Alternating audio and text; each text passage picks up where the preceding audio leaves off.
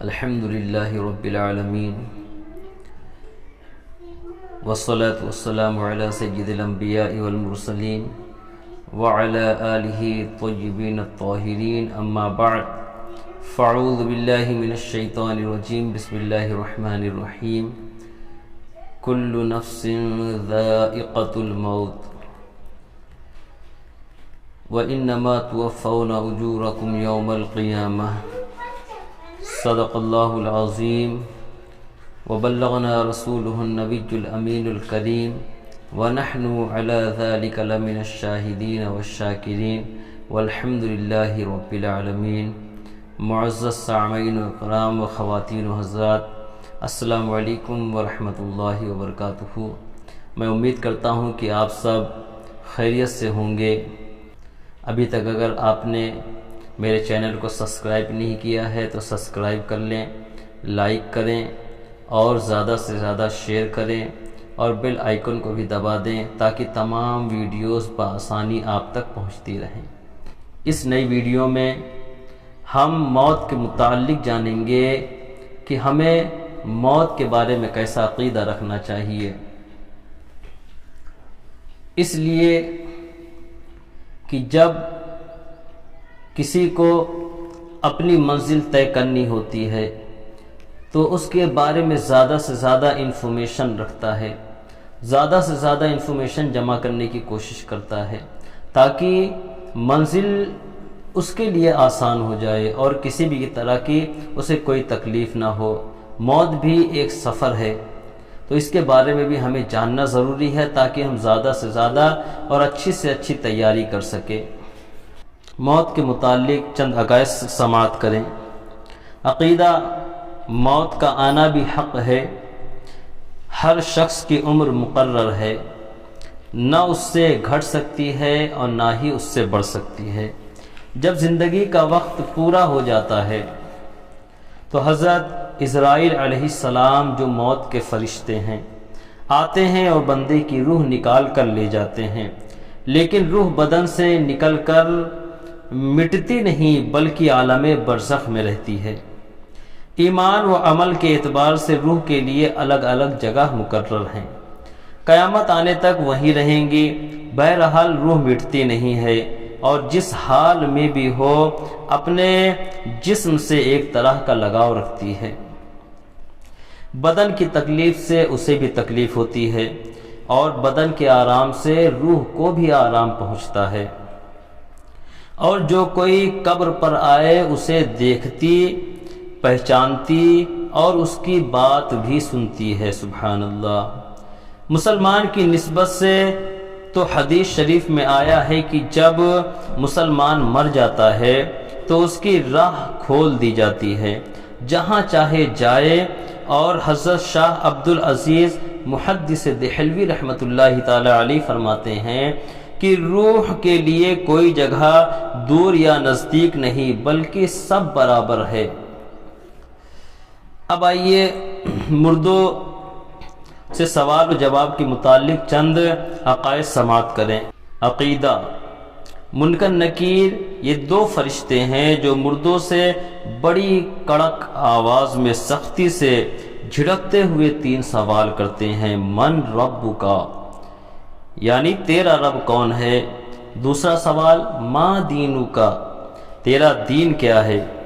تیسرا سوال ما کنت تقول فی شأن ھذا الرجل، ان کے بارے میں تو کیا کہتا تھا؟ اگر مردہ مسلمان مرا ہے تو پہلے سوال کے جواب میں کہے گا ربی اللہ، یعنی میرا رب اللہ ہے، اور دوسرے سوال کے جواب میں کہے گا دین الاسلام، یعنی میرا دین اسلام ہے، اور تیسرے سوال کے جواب میں کہے گا ہوا رسول اللہ صلی اللہ علیہ وسلم، یہ اللہ کے رسول ہیں، اللہ تعالیٰ کی طرف سے ان پر رحمت اور سلام نازل ہو۔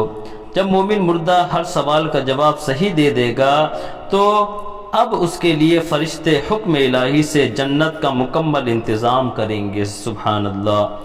جس میں وہ قیامت تک رہے گا، اور اگر مردہ کافر ہے تو سوالات کے جوابات نہ دے سکے گا اور کہے گا ہا ہا لا ادری، یعنی افسوس افسوس مجھے تو کچھ معلوم ہی نہیں۔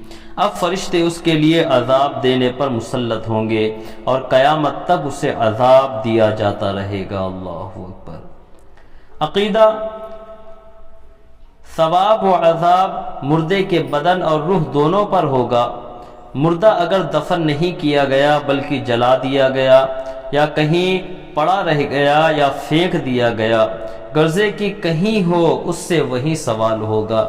یہاں تک کہ جسے شیر کھا گیا تو شیر کے پیٹ میں اس سے سوال ہوگا، اور عذاب و ثواب بھی وہی ہوگا۔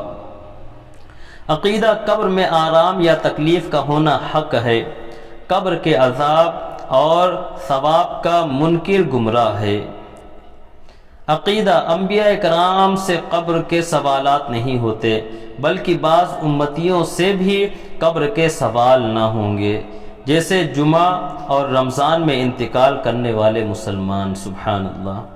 عقیدہ، نبی، ولی، عالم دین، شہید، حافظ قرآن، جو قرآن پر عمل بھی کرتا ہو، اور وہ بندہ جس نے کبھی گناہ نہ کیا ہو، اور وہ بندہ جو ہر وقت درود شریف پڑھتا ہو، ان تمام کے بدن کو مٹی نہیں کھا سکتی۔ سبحان اللہ۔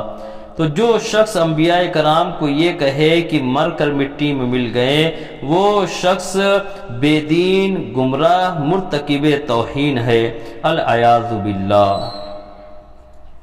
اب آئیے ہم قیامت کے متعلق چند عقائد پڑھیں گے کہ قیامت کب آئے گی اور قیامت کی نشانیاں کیا ہیں، اور ان کے بارے میں ہمیں عقیدہ کیسا رکھنا چاہیے قیامت کے متعلق۔ عقیدہ، ایک دن دنیا اور اس کی ہر چیز فنا ہو جائے گی، اللہ عز و جل کے سوا کچھ باقی نہ رہے گا، اسی کو قیامت کہتے ہیں۔ قیامت آنے سے پہلے ان کی نشانیاں ظاہر ہوں گی، جن میں سے کچھ اس طرح ہیں۔ نمبر 1، دنیا سے علم دین اٹھ جائے گا، یعنی علماء حق اٹھا لیے جائیں گے۔ جہالت کی کثرت ہوگی، یعنی جاہل لوگوں کی کثرت ہوگی، لوگ بڑے بڑے فتوے دیں گے لیکن ان کے اندر ذرہ برابر بھی علم باقی نہ رہے گا۔ اللہ اکبر۔ شراب اور زنا کی کثرت ہوگی، مرد اپنی عورت کے کہنے میں ہوگا اور ماں باپ سے جدا رہے گا۔ اللہ اکبر۔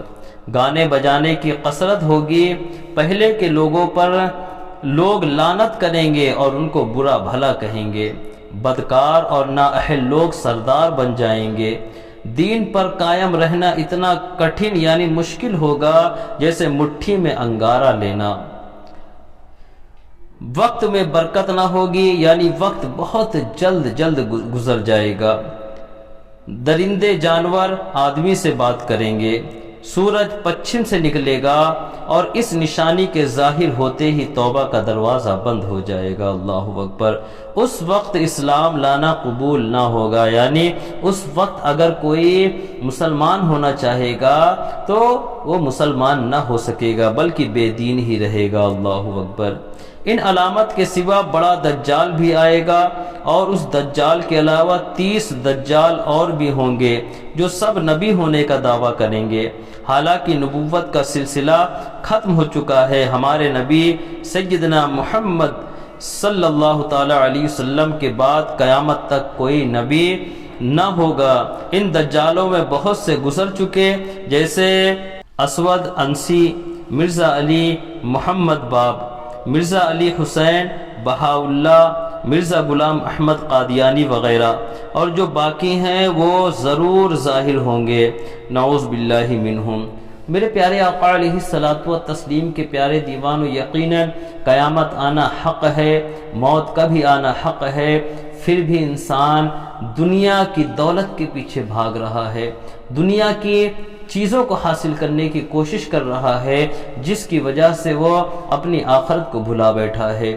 دنیا کی آرام کے لیے بڑی بڑی تیاریاں کر رہا ہے، بڑے بڑے گھر بنا رہا ہے، بنگلے بنا رہا ہے، گاڑیاں خرید رہا ہے، لیکن افسوس صد افسوس جہاں اسے جانا ہے اور قیامت تک رہنا ہے، اس قبر کے لیے کسی بھی طرح کا کوئی انتظام کرتا ہوا نظر نہیں آ رہا، اور نہ ہی اپنے آپ کو نار جہنم سے بچانے کی کوشش کر رہا ہے کہ اللہ تبارک و تعالیٰ نے قرآن مقدس میں فرمایا یا ایھا الذین آمنوا قوا انفسکم واہلیکم نارا، کہ اے ایمان والو اپنے آپ کو اور اپنے اہل و عیال کو نار جہنم کی آگ سے بچاؤ۔ اللہ اکبر۔ تو ہم سب پر لازم ہے کہ ہم اللہ تبارک و تعالیٰ کی بندگی میں اطاعت و فرما برداری میں کسی بھی طرح کی کوتاہی نہ کریں اگر ہم دونوں جہاں کی کامیابی چاہتے ہیں۔ یقیناً قیامت جب آئے گی تب آئے گی، لیکن اس سے پہلے موت کبھی بھی آ سکتی ہے، پلک جھپکنے سے پہلے موت آ سکتی ہے۔ اس لیے خدا قبر میں آرام کے لیے خدا کی عبادت کرو اور اللہ تبارک و تعالی کے بتائے ہوئے حکم پر عمل کرو، اور اس کے پیارے رسول صلی اللہ علیہ وسلم نے جس طریقے سے ہمیں زندگی گزارنے کا سلیقہ سکھایا، ہم سب کو چاہیے کہ ہم اسی طریقے سے اپنی زندگی کو گزاریں، تو انشاءاللہ دنیا و آخرت دونوں ہماری سنور جائے گی۔ اللہ عز و جل کی بارگاہ میں آئیے دعا کرتے ہیں کہ اللہ عز و جل ہم سب کو کہنے سننے سے زیادہ عمل کرنے کی توفیق عطا فرما، ہم سب کو دونوں جہاں کی خیر و عافیت عطا فرما، دونوں جہاں کی ذلت و رسوائیوں سے محفوظ فرما، دونوں جہاں کی نعمتوں برکتوں رحمتوں سے مالا مال فرما، ہم سب کو شیطان کے شر سے، ظالمین کے ظلم اور حاسدین کے حسد سے حفاظت فرما،